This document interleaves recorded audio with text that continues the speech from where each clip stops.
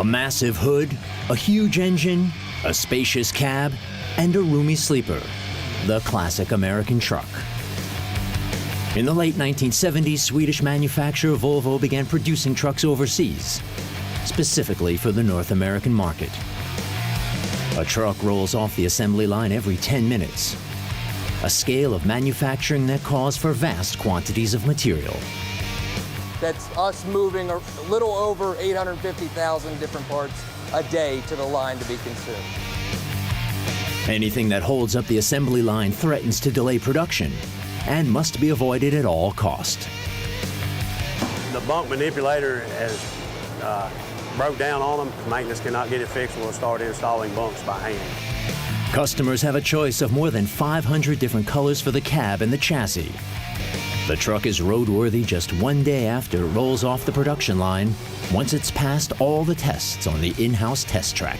I get to drive more new trucks in one day than most drivers will drive their entire life. Trucks are the most popular means of transporting goods in the U.S. 70% of cargo in North America is transported by road, a figure that continues to rise.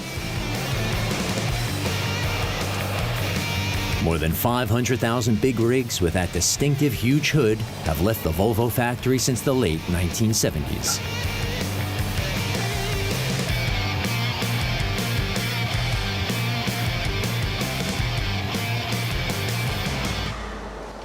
Dublin, Virginia, home to the largest Volvo truck manufacturing facility in the world and one of the largest in the U.S. 3,500 employees build trucks here for the North American market.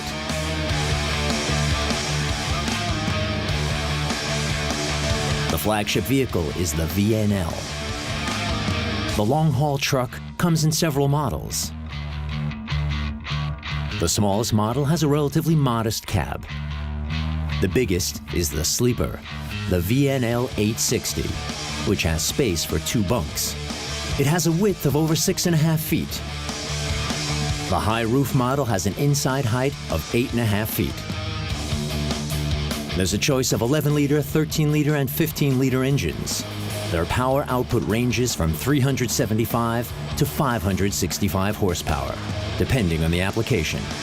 The maximum speed is nearly 90 miles per hour. The skeleton of every model are these steel girders. Building the chassis takes a few hours. The workers start by securing the girders with over 400 bolts. More than 60 different bolts are used in the manufacturing process, and each has a specific function. The biggest is 13 centimeters long. The basic structures are assembled at a rate of 1 every 2 minutes. These are transported to the next workstation on a dolly. The track actually pulls these dollies along the way to each station in the plant for the operators to work on. The next station is where the truck's air suspension is installed. 3 compressors power what's called the air ride chassis. The components that will be assembled over the next few hours have to be delivered at exactly the right time to exactly the right place. There's limited space in the factory, so many of the parts are only made available at the precise point that they're needed. Several hundred axles are delivered to the production line every day. Ensuring that assemblage runs smoothly is a massive logistical undertaking. Keeping the conveyor belt moving and preventing production from stalling means each component has to be in exactly the right place at exactly the right time. Up until this point, the chassis has been assembled upside down for the sake of convenience. Now weighing approximately 2.5 tons, the truck is turned around.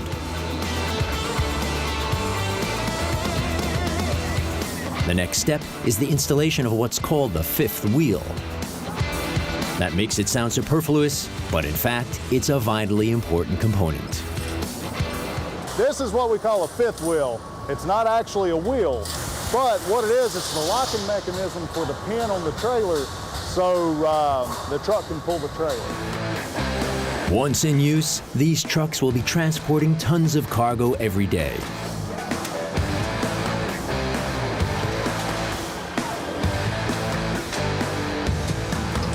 The fifth wheel is attached to the chassis with 32 extra strong screws.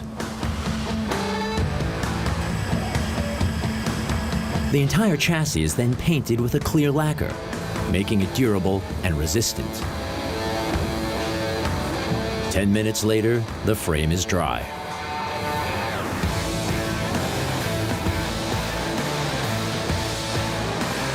Meanwhile, the cab is being built in another part of the factory. First, the side parts are pre-assembled. Then they're transported to a robot that welds everything together. They're putting those two pieces together, so by the time it comes off the other end of this line, that sub-assembly is ready to be transported over to the main line where they're going to begin the process of putting the bulkhead and the floor pan together and then put the side panels in place. A bit like a house of cards, the side parts are now placed on the floor pan, one on the right side and one on the left.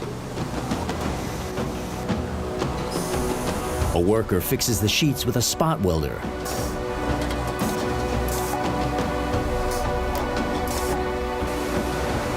Welding robots then take over to ensure they're 100% secure, welding over 100 spots in the space of 4 minutes. Once the roof is in place, the cabin is complete. This process is fully automated.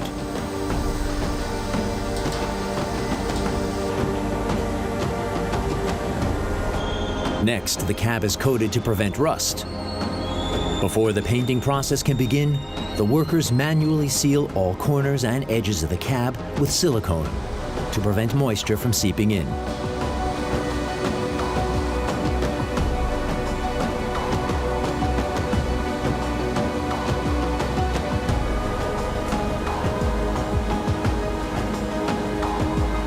Then robots apply primer.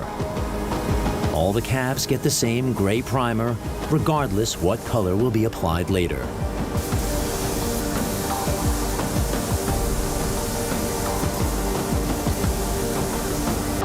The cabs are then lined up at the factory paint kitchen. Customers can pick out a color from a palette of over 500 options.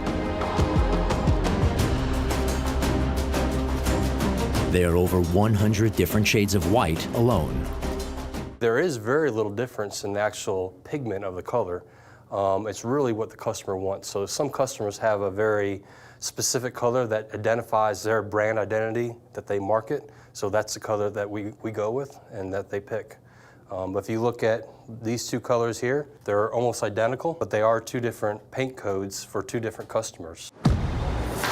The paint doesn't come in a can, but directly from the paint kitchen, in hoses several hundred meters long.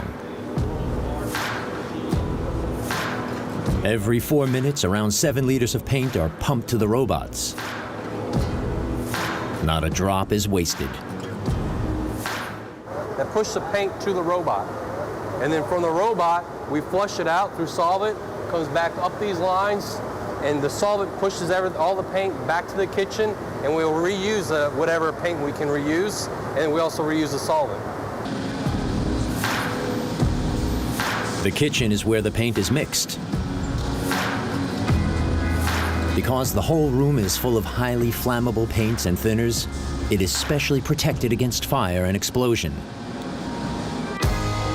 Safety is the top priority, so electrical appliances are banned in the paint kitchen, including cell phones. Only explosion-proof phones are permitted. Once the paint has been delivered to the robots, it's atomized into a spray by a rotating nozzle. The paint particles are also given a positive electrostatic charge, and the cab a negative electrostatic charge. It's breaking up the paint particles and is spinning the paint particles onto the product itself. By doing so, you get better transfer efficiency.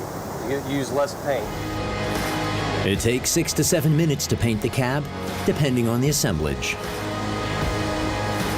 Once dry, the color tone is inspected with a spectral measuring device. If the device finds an error, all responsible persons are automatically informed. And it's red, it sends a red flag up to our quality engineers, an email, text message sent to their phone. They'll immediately come down here and check and actually take the manual chip and manually chip it against it to make sure it's okay. Greensboro, North Carolina, home to the company's technical center and top secret development department. Visitors aren't allowed here and cameras are strictly forbidden. Jason Spence is product strategy director for North America at Volvo Trucks. Driver safety was one of his primary considerations in the planning of the newest model.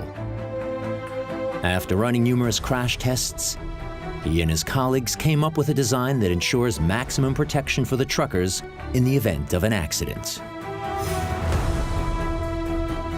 You're the first on the scene. For example, when you hit something, you're right over top of it. In a truck like this, you have a lot of mass in front of you to absorb energy before the driver is impacted. But it takes more than safe cabins and excellent crash test results to sell a truck. Customers want more. They want comfort. The integrated king-size bed with adjustable headrest is a major selling point. When I'm parked on an incline, a surface that's not level, you know, when you're sleeping and your feet are above your head, you wake up with a headache. Well, if they're able to incline their bunk slightly, they don't have to worry about where they're parking their truck. Things like this, you know, really, we realize this is a home run. Nowadays, Volvo is one of the largest truck manufacturers in the U.S. The VNL 860 is a top seller. It has a high roof and an interior height of 8.5 feet. The sleeper is over 6.5 feet wide and 6.5 feet long. Standard equipment includes a microwave, refrigerator, and TV. You can see how large I am and how much space I have in this bed. There's so much. We even have our sleeper control panels. I can control the air conditioning back here. I can turn the lights on and off, my temperature. I also have a refrigerator over here. And we actually have another bed up here. I'll bring it on down. And we even have a ladder that we can bring down to get into that bed. We have lights up here as well. We even have charger ports up here. We have our airline style shades, so it's easy to block out the sun if you want to sleep. You got a television, you have a microwave for when you're resting, if you want to cook food on the go. The truck is designed to accommodate 2 drivers. Because truck routes in the U.S. are so long, a vehicle is often shared, and both truckers need their own space. The front of the truck is very different from a passenger car. If I stand up, you'll notice the chair will adjust. It's going to drop back down. It's the auto adjust. Now when I sit back down, give it a minute, it starts to adjust, and it, based on my weight, kind of gives me the height it thinks I'm going to want. Instead of gear sticks, more than 90% of vehicles are equipped with a 12-speed automatic transmission, complete with performance and economy buttons. But American truckers' most popular accessory is probably the giant drink holder. Up to 3 1.5-liter cups can be stowed here, enough coffee to make sure no trucker nods off. So we try to make everything as easy as possible for the driver, including a comfortable ride. You can put the steering wheel exactly in the position you want. 2 types of motion, in and out and up and down. And if I push this halfway down, I will get the neck tilt. Hagerstown, Maryland. This is where the engines are manufactured. One unit weighs almost 2,500 pounds, approximately the weight of an average passenger car. The engines are traditionally painted green. Production begins with the delivery of the engine blocks from Sweden. The majority of the vehicles are fitted with a 13-liter diesel engine. We go by liters for all of our engines. So all of our cars, everything, it's measured in liters, yes. The 13-liter engine is a 6-cylinder diesel unit and produces between 420 and 540 horsepower, depending on the configuration. An empty engine block alone weighs over 200 pounds. Firstly, the block is given a number. Then it begins its journey along the factory's assembly line. The cylinders are installed by robots. Meanwhile, 2 different machines sand and drill the crankshafts.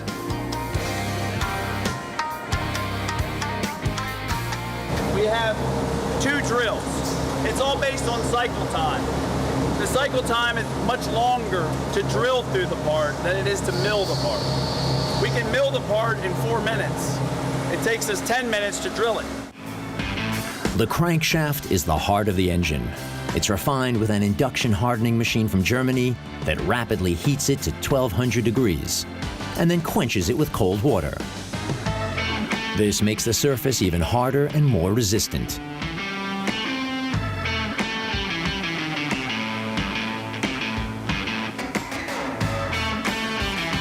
This is the result. The crankshaft will convert the movement of the pistons into rotational motion with the help of so-called connecting rods, thereby making the wheels turn. It's installed in the engine block.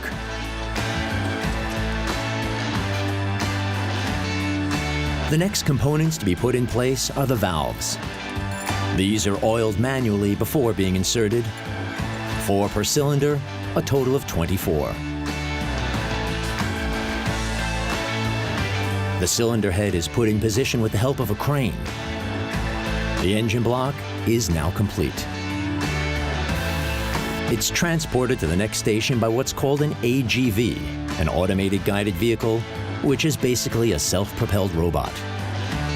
It stops at every workstation in the factory, waiting in place until the parts have been assembled before moving on.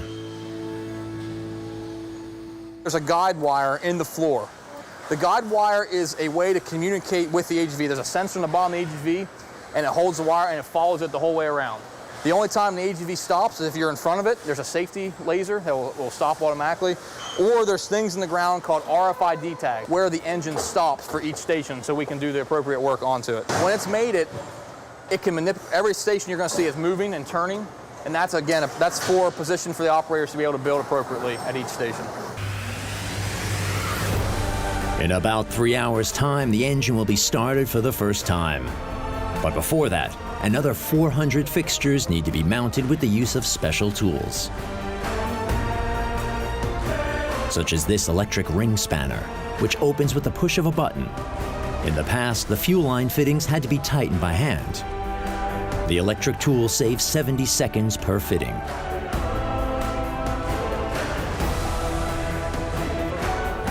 The bolt is secured with 1 push of the button, and a second push releases the grip.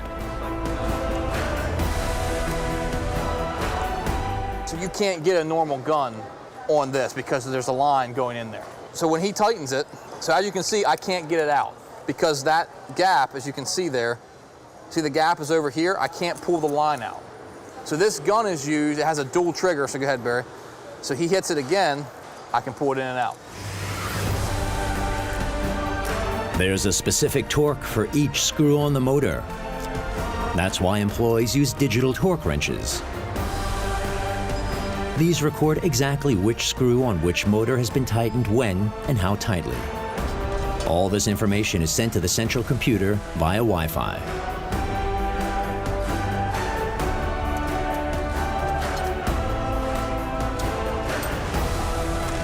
The bolts and nuts are first tightened by the workers with a conventional fast-turning cordless screwdriver and then with a torque wrench. The AGV only moves on once the green light's been given. If a part is missing, the engine remains at the station. This 6-fold torque wrench is used for the crankshaft damper. It tightens the 6 screws with the correct torque in the correct order. This ensures that the damper lies completely flat against the engine block.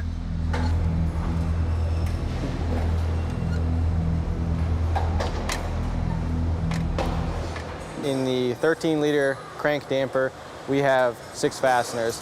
It's a 2-stage torque, so rather than doing 12 hits with a handheld torque gun, you do two cycles with this multi-spindle torque gun. In the next step, the engine is fitted with 4 oil filters, 3 large ones and 1 smaller one. The engine will have capacity for up to 36 liters of oil. The oil only needs to be replaced every 54,000 miles. The job of the filters is to keep the engines lubricated. To do this, they filter out any burnt oil particles, along with dirt and dust from metal abrasions. Then comes the inspection. At 7 separate stations, workers check by hand whether all the parts have been correctly installed. The engines are about to be started. The yellow AGV's work is done. From now on, the units will be transported on a conveyor belt. The engines now enter the factory's test area. Before testing begins, the engines are filled up with oil and other liquids. While we're filling it, we're rotating the crank. It rotates at about 3 RPMs. So while we're filling it, it's rotating and pushing the oil into the cavities where we need it. Filling up takes 60 seconds. The first test can begin. A worker attaches pipes, cables, sensors, and exhaust pipes to the brand new diesel. This is done on a turntable. While that's happening, another engine on the other side of the turntable is tested in parallel. Then the positions are switched. The engine that's been tested is moved along, replaced by the next one on the test stand.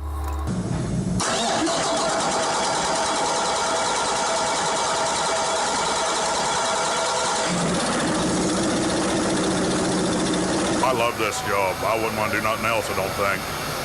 It's keeps you busy, but it's just neat to do it.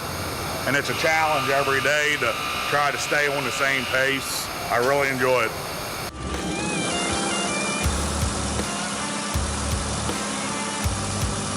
Each new engine runs on the test stand for 4 minutes.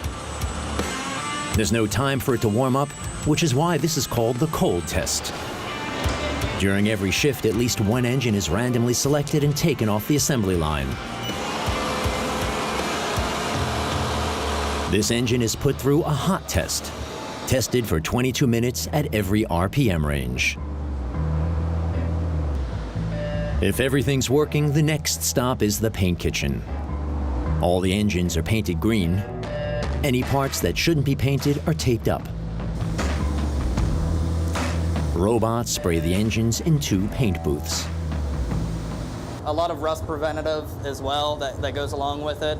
And also on the customer side of it, they do really like seeing that green engine whenever they open up the hood. Once the paint is dry, workers remove the protective covers. Now the 13-liter V6 Series 6-cylinder diesel engine is ready for transport to New River Valley. It weighs more than a ton. Depending on which production week it's earmarked for, it will now either be stored for a few days in the warehouse or go directly to the shipping dock, where it will be loaded onto a trailer.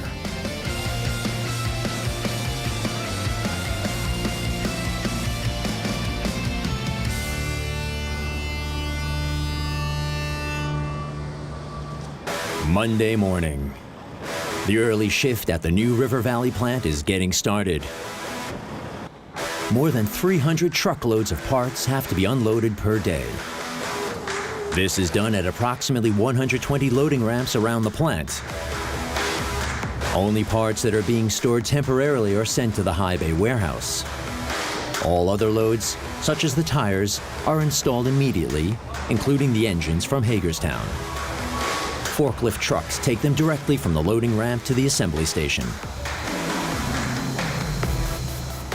I have operators unloading wheels and tires, engines and transmissions on both sides, and then staging them in order, sequence for the line. You pick up the next one, that's the next truck that's going down the line. They're sequenced from Hagerstown, then we sequence them right here on the dock to go to the line.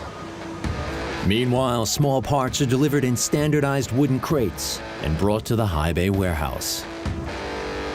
The plant requires about 750,000 cable ties every day, so they're stored here in bulk.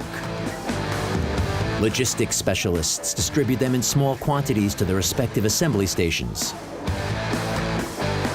The high bay warehouse consists of 9 5-story shelf units. 7 of them are loaded and unloaded by robots, 2 by humans. A team of 20 warehouse workers constantly checks which part is where it needs to go, and how long it will take to reach its destination. Then it generates what we call a ticket. This is a receiving tag. A zip tag is what we call them internally. This tells us parts are received now with the quantity and where it's going, 58. So they'll take it and place it on the conveyor. When it goes through, there's a curtain on the conveyor. That reader will read our zip tag, and it'll tell it where to take it in an open cell down here. This basically has 10,142 cells in it. So there's no way somebody can memorize where every package is in there. Each loading and unloading procedure is recorded in the main computer. 2 human-operated cranes are responsible mainly for bulky goods, larger crates that can't be loaded by the robot cranes. The crane operator transports the wares from the ground to a free cell, unloads them, scans and saves a ticket and the location, then returns to the warehouse for another crate, and starts the procedure all over again. When material is needed in production, the high bay warehouse automatically sends it via this conveyor belt. More than 1,400 of these crates leave here per shift. They contain everything from radios to window regulator motors to headlights.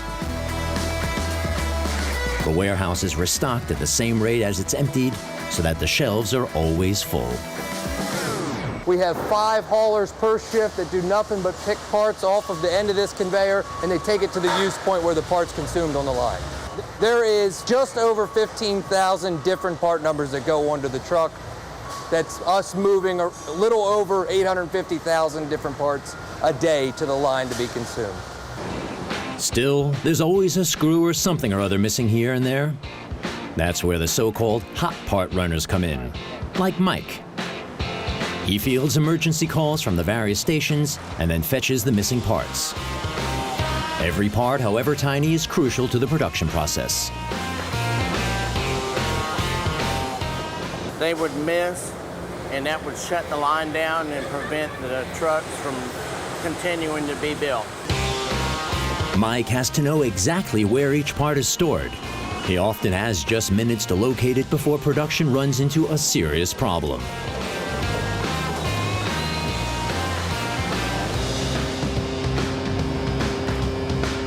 This is where the dashboards are fitted. The mobile lifting platform means women can also work at the station. Women make up close to 25% of the factory workforce. Some jobs, however, are done exclusively by men, such as installing the windscreens. First, rubber is stretched across the windscreen and wiped down with lubricant. Then a string is inserted into the rubber. While the cord is pulled out from the inside, a technician fits the screen into the rubber. It's wiped down and the job is done.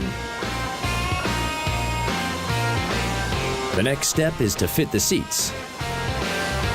It's vital that each seat is fitted into the right place. There are 24 possible variations. Like the engines, the seats are positioned on the conveyor belt in the order they're needed.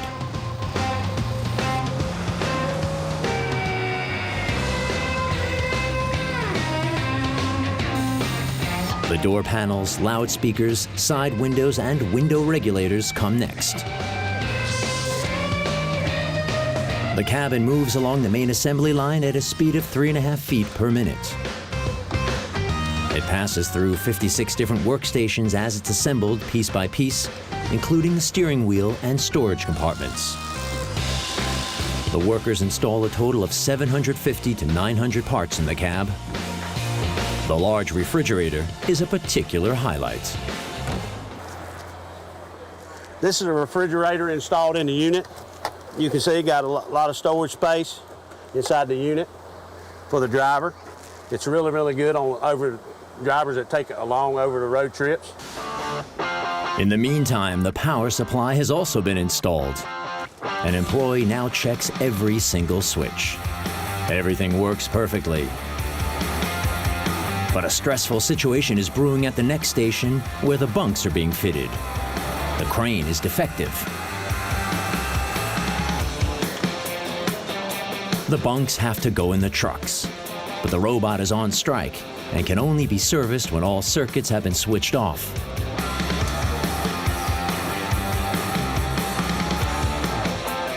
Minutes pass. The men look for a solution. A bunk weighs 130 pounds, and there aren't enough workers at the station to assemble it by hand. The bunk manipulator has broke down on them, and they're waiting on maintenance to fix it. So they're either going to try to get it fixed. If maintenance cannot get it fixed, we'll start installing bunks by hand. We'll just bring extra operator in to help put those bunks in by hand. It's hard work, but they get the job done. Still, it's only a temporary solution, and the technicians still can't get the crane to work. Finally, the error has been found, a bent safety bar. Now the team can get back to business as usual. The crane lifts the bunk into the perfect position where it can be secured.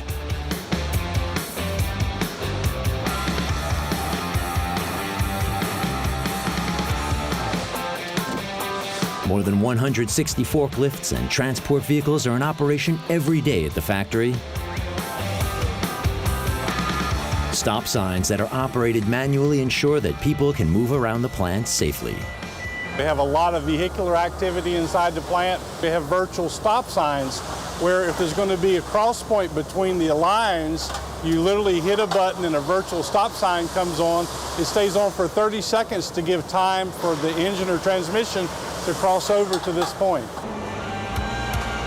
The engines from the Hagerstown plant are now transported to the assembly line along the roof by wire rope hoists. Each engine is reserved for a specific truck. The chassis is put in position. Then the workers carefully insert the 13-liter engine unit.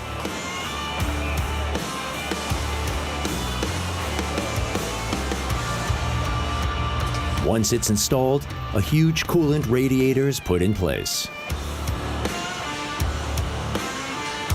Forklift trucks transport 4 tires simultaneously from the delivery docks to the assembly line. The employees then assemble them with the aid of small lifting cranes. 4 tires per axle are fitted to the rear axles. In this way, the truck can distribute the weight of the trailer over several tires. The wheel nuts are fastened with a cordless screwdriver. When they install the tires, that they literally are using an air assist electric torque gun. So they're functionally tightened down 5 nuts at a time, which again is designed to make sure we have the right quality verifications in place for that unit before it goes to the next station. Now the cabin also leaves the ground and continues its journey through the air. Before it's placed on the chassis, the workers install the air suspension. This provides additional suspension for the cab. The chassis is now prepared for the so-called wetting. This is what the men in the factory call the process of joining the chassis and the cab. It takes just a few minutes to transform the 2 main components into an actual truck. This chassis that's behind us 3 hours ago was just 2 steel frames being put together. Between there and then, people have dressed the chassis, put the axles on, put the tires and engine on, and now it's preparing to have its cab deck. The aluminum tanks still have to be fitted. They weigh only a few kilograms and can easily be mounted by hand. Depending on the configuration, the tanks have a capacity for up to 300 gallons of diesel. The cab is on its way. The magic moment is approaching. The workers carefully lower the cab and attach it to the chassis. All plugs and connections have to be connected. The crane releases the cab and heads back to pick up the next one. Every 4 minutes, a new cab is set down and installed. Every 4 minutes, a new truck is completed.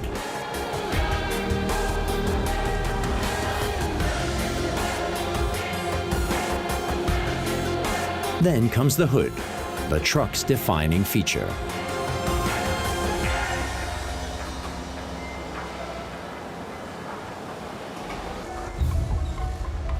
American trucks are famous for their distinctive engine hoods. European trucks don't have one. There are several reasons for this.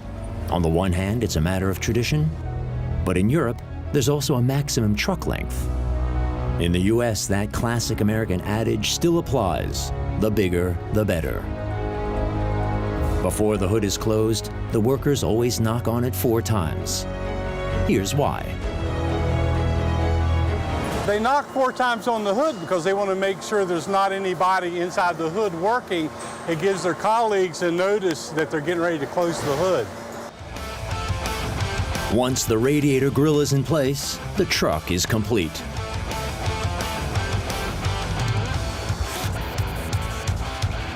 The final step involves playing the latest software version on the system, and the vehicle is ready to go.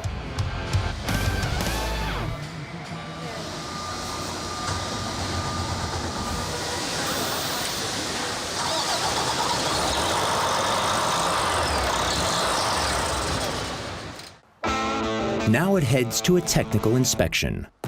The trucks are lined up in 3 lanes. 8 drivers get them ready for a lap on the in-house test track. 44-year-old Mike Maloney is one of the test drivers. He was a trucker for over 2 decades. He began working here 4 years ago and now tests between 15 and 18 trucks a day. He vouches for their quality with his signature. A sticker for proof of my being the one driving it. Then I'll look over the pink sheet to make sure that we're all good to drive and what's been wrong with it, and it's ABS has been signed off, so it's good to drive. And then we just walk around and make sure all of our bolts have been marked so they've been secured so they're tight. Just make sure the whole truck's just safe. I look at that truck like I own that truck, and I know what the man wants when he buys it. To make sure that it's perfect for him, as perfect as we can get it. Mike checks the mounted components first. Everything has to open and close perfectly. Everything has to have the proper clearance, and nothing can be loose. Each truck has to pass the visual inspection before it can be driven. When we climb in, we'll have to finish up the yellow worksheet for when we go to the track. In the interior, Mike tests that everything works as it should. Every button, every switch, every indicator light. He has to fill out an official worksheet.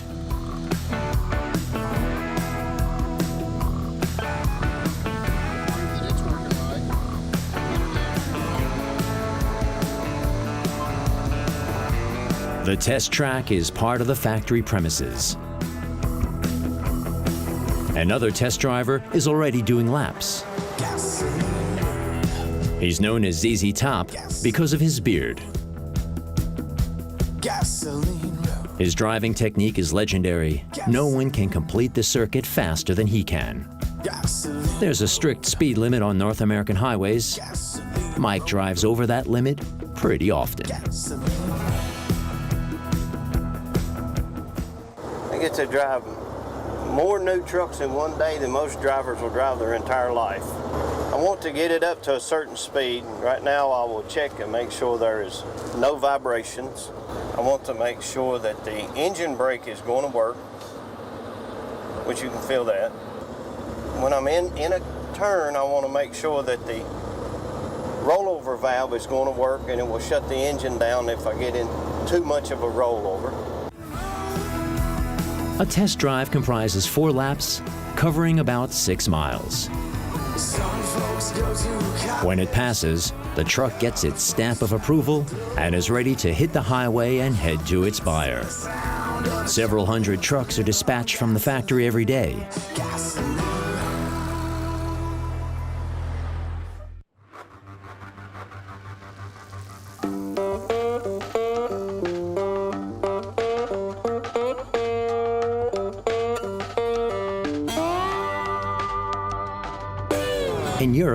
long-haul trucks are often shipped or transported on trailers.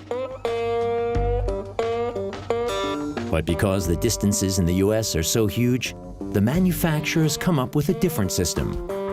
One truck tows up to 3 others and drops them off at the customers.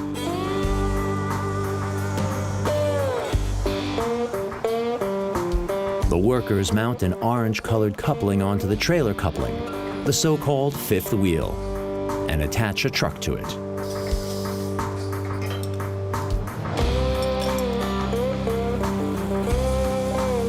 The towed truck reverses and gets a few simple taillights that are easily connected by cable. What at first glance looks rather provisional is extremely effective and saves costs. After delivery of the last truck, the driver doesn't have to drive back to the factory in a truck with an empty trailer.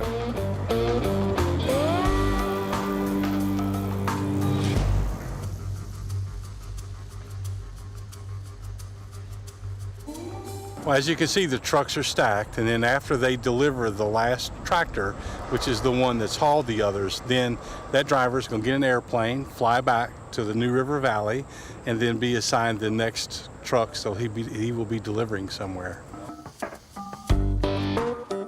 A maximum of 4 tractors can be connected to one another. Any more, and the convoy wouldn't manage to get around bends in the road. Every day, 14 drivers pack their bags, get behind the wheel, and head out to the customers.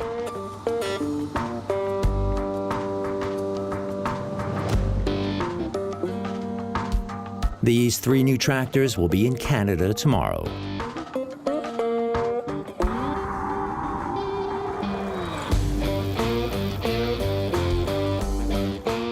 Our trucks actually are built for the North American market, which is Canada, the United States, and Mexico. So these drivers that leave here functionally can be driving 3,000 miles away, or maybe they're driving 150 miles away.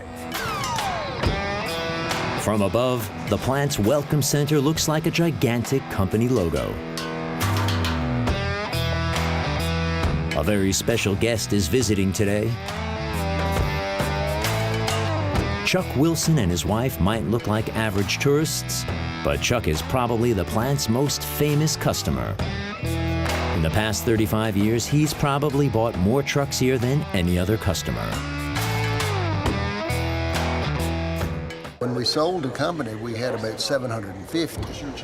So through the years, with all of the turnover, it's several thousand. Around 6,000 trucks in the company's trademark colors, green and red, have been delivered to Wilson Trucking since 1982. Almost every factory worker in New River Valley has worked on a truck for Chuck Wilson. Today, Chuck's very first truck is on display in the Welcome Center. A green F7 built in 1982. That was my last deal with Wilson Trucking. Yeah. Instead of them buying a truck, I bought a truck for $1. It's also the first Volvo truck manufactured in the U.S. Chuck sold it back to the company for a token $1. First U.S. production Volvo, Wilson Trucking Corporation, September 1982. But yeah, you can see how how this was kept up. This is the original. A few years ago, we were trying to restore the truck some. We repainted the frame and so forth, but it's in very good condition. From the past to the future, this is Vera, an autonomous driverless tractor. The manufacturer's engineers are already testing the first prototypes. The concept is radical. There's no driver's cab, the engine is fully electric, cameras and sensors are installed around the tractor.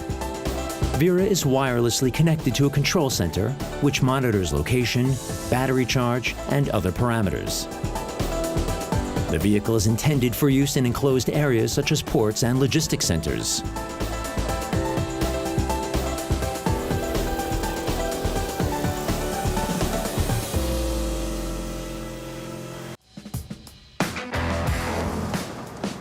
But plenty more trucks will be made at the plant in Virginia before Vera conquers the highways.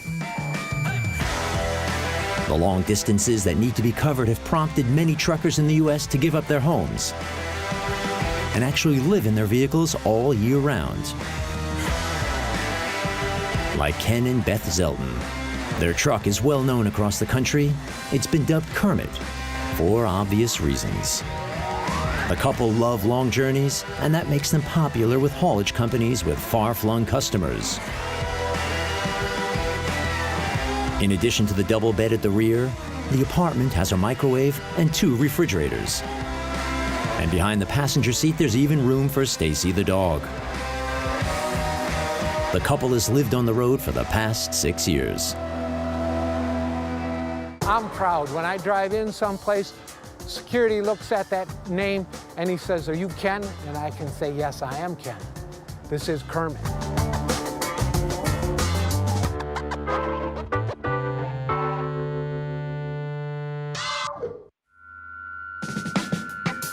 John and Miriam Brown own what's probably the biggest truck on North American roads. They have invested a lot of time and money in their custom-made truck. It's basically a motorhome with a trailer.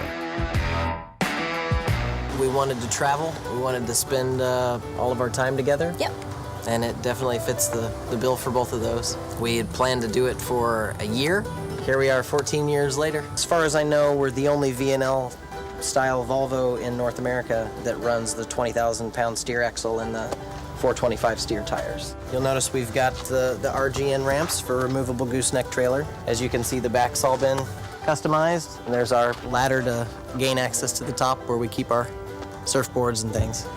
A 2-room home with 500 horsepower. All right, here we are inside. Big screen TV that comes out on an arm to view anywhere you'd like. Our couch folds down into an extra bed. This is the dinette. It's on a slide out, so when it's open, we have a lot more living space in here. And Mazzy has her little bed under there with all of her toys. Down here, one of my very favorite features of the truck is our all-in-one washer and dryer. Coming into the kitchen, I've got my double sinks and my 2-burner electric cooktop, which is awesome.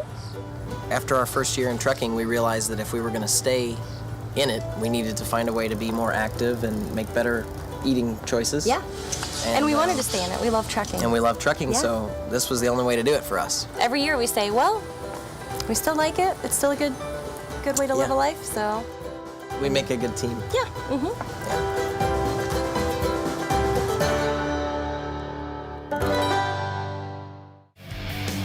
A massive hood, a huge engine, a spacious cab, and a roomy sleeper.